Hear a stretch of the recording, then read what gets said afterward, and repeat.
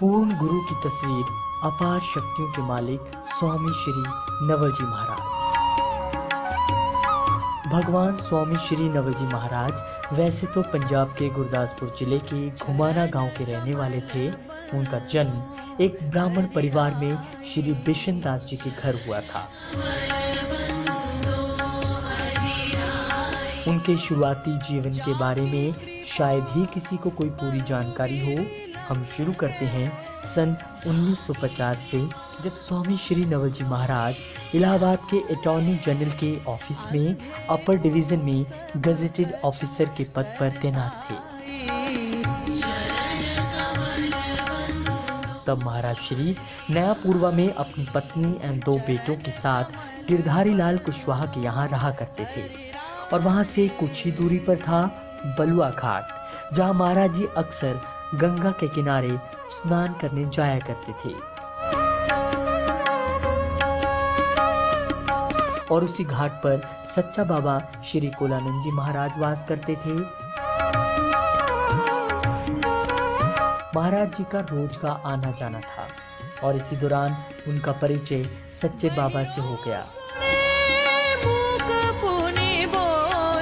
ये मात्र संयोग नहीं था, बल्कि इसे विधाता की एक योजना ही कहिए कि 2 दिव्य आत्माओं का इस प्रकार से मिलन हुआ।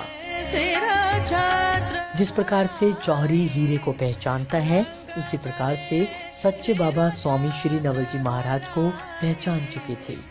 मुलाकातों का दौर बढ़ता गया और कुछ ही महीनों बाद महाराज जी ने सच्चा की ओर अपना पहला कदम बढ़ा दिया।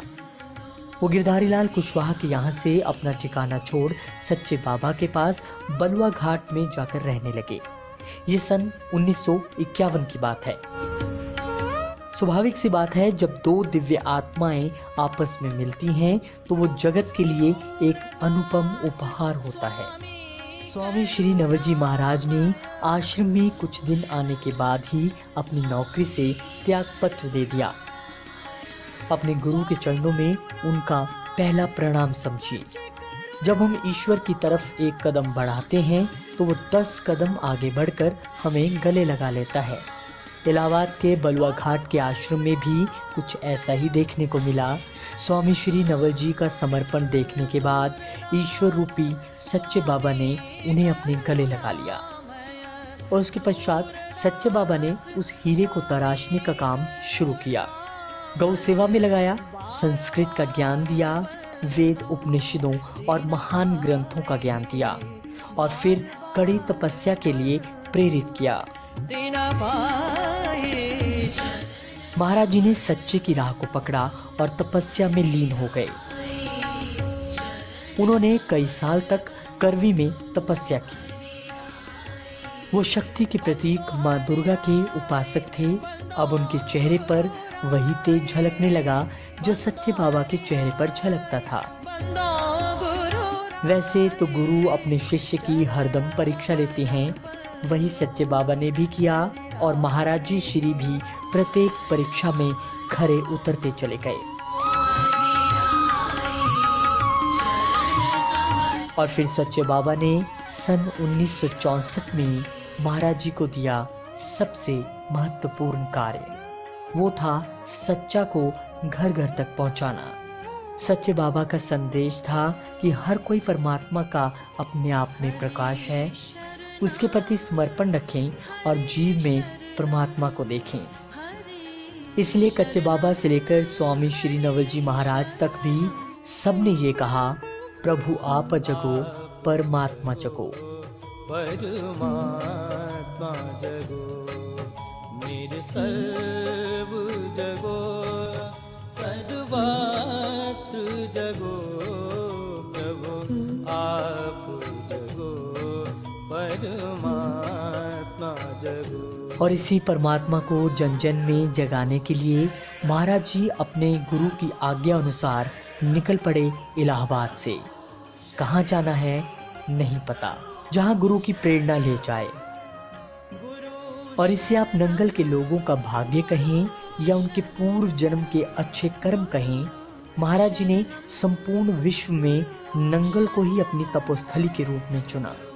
सन 1964 में वो पहली बार नंगल आए। कुछ दिन तक वहाँ रुके और फिर चले गए। उसी साल महाराज जी फिर वापस नंगल आए। वहाँ श्री लक्ष्मी नारायण मंदिर में रुके, लेकिन उनके वहाँ रुकने पर किसी ने विरोध का स्वर उठा दिया। अब सच्चा संत भगवान के सिवा कहाँ किसी की सुनता है। वो वहाँ से उठे और निकल पड़े। सर्वत्र जगो प्रभु आप जगो। विरोध करने वाले ने तो पाप कमा लिया, पर इसे महाराज जी की दरियादिली ही कहिए कि उन्होंने उसके वंशजों को भी अपनी शरणागति दी।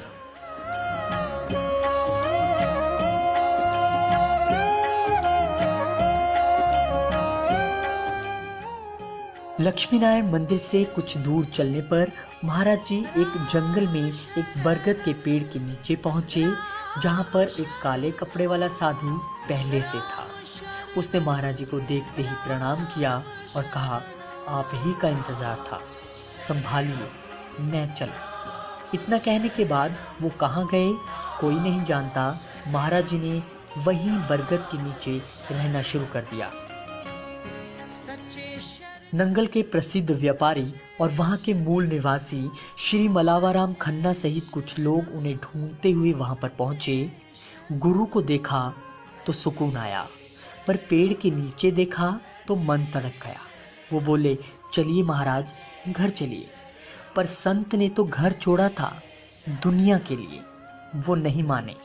तो उनके भक्तों ने वहीं उनके लिए घास फूस की कुटिया बना दी। ये तो उनका प्रताप कहिए कि आज उस जंगल में मंगल है और वो जंगल एक भव्य आश्रम में तब्दील हो चुका है। सच्चे बाबा ने जो विश्वास स्वामी श्री नवल जी महाराज पर दिखाया, वो उस पर खरे उतरे। जो शक्तियाँ और रूप कच्चे बाबा ने सच्चे बाबा गिरनारी को दिया, जो सच्चे बाबा गिरनारी ने श्री सच्चे बाबा कुलानंद जी महाराज को दिया, वही शक्तियाँ और वही रूप सच्चे बाबा कुलानंद जी ने स्वामी श्री नवल जी महाराज को दे दी, और इस तरह वो भी सच्चे बाबा हो गए।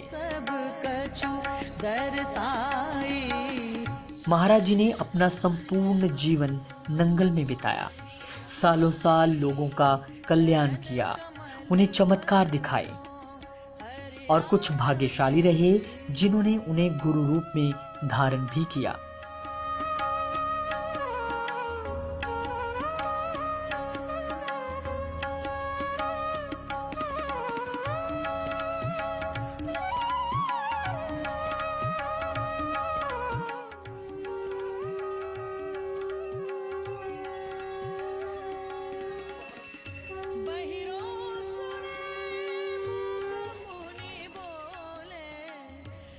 ना तो वो पैसे को हाथ लगाते थे और न खाने में नमक लेते थे, ना ही मीठा लेते थे। दिन में सिर्फ एक बार ही भोजन करते थे।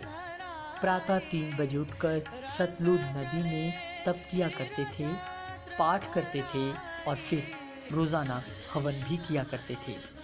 सर्दी हो या गर्मी, उनका स्वास्थ्य ठीक हो या ना हो, नित्य क्रम उन्होंने कभी भी नहीं छोड़ा। आश्रम में चढ़ने वाले चढ़ावों और वस्त्रों को वो वापिस समाज को ही अर्पण कर देते थे। उन्होंने श्री विष्णु सनातन धर्म कॉलेज की शुरुआत भी करवाई, जो आज एक प्रसिद्ध महाविद्यालय है। वो चमत्कार करते चले गए, लोगों पर कृपा बरसाते चले गए और सच्चा की अलख जन जन में जगाते चले गए।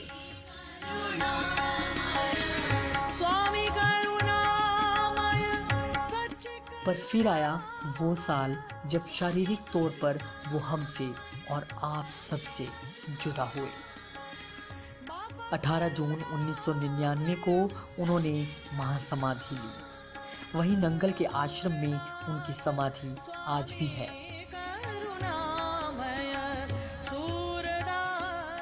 जहां लोग दूर दूर से आज भी आते हैं जैसे पहले आते थे, और उसी तरह से मन की मुरादें भी पाते हैं जैसे पहले पाते थे।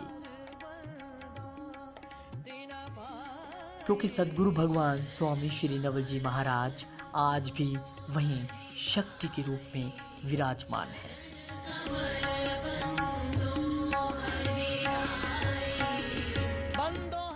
वक्त गुजरा, साल बदले, युग बदला और हम भी बदले, और इतना बदल गए कि अपनी ही जड़ों को भूल बैठे। याद रहा तो बस स्वार्थ। आज हम साल में एक बार या 2 बार नंगल में महाराज जी की कुटिया में चाहे ही आते हों, पर क्या हम जिस हेतु यहाँ आते हैं उसे समझ पाते हैं? क्या हम महाराज जी से जुड़ पाते हैं? क्या अपनी आने वाली पीढ़ी को महाराज जी से जोड़ पाते हैं? ये वो सवाल हैं जो आपको खुद से पूछने हैं, क्योंकि गंगा किनारे जाओ और गंगा में डुबकी ना लगाओ तो फल कैसा। इसी तरह से कुटिया में आओ और आप महाराज जी की भक्ति में डुबकी ना लगाओ तो क्या अर्थ। इसीलिए उस सच्चे से जुड़िए और आने वाली पीढ़ी को भी जोड़ें। क्या आप अपने बच्चों को बताते हैं कि महाराज जी के गुरु कौन थे श्री कुलानंद जी महाराज, कौन थे श्री सच्चे बाबा, कौन थे श्री गिरनारी बाबा और कौन थे श्री कच्चे बाबा? शायद ही कोई इन सवालों के विषय में सोचता हो। अब आप खुद ही सोचिए, अगर आप खुद ही इन सवालों के जवाब नहीं जानते तो अपने बच्चों को किस तरह जानकारी देंगे? और आने वाली पीढ़ी सच्चे से रूबरू नहीं होगी तो पीढ़ी दर पीढ़ी सच्चे से जुड़ेगी कैसे? सो आपसे एक प्रार्थना है कि अपने बच्चों को सच्चे के साथ जोड़िए और सच्चे की राह पर चलाइए। मेरे सर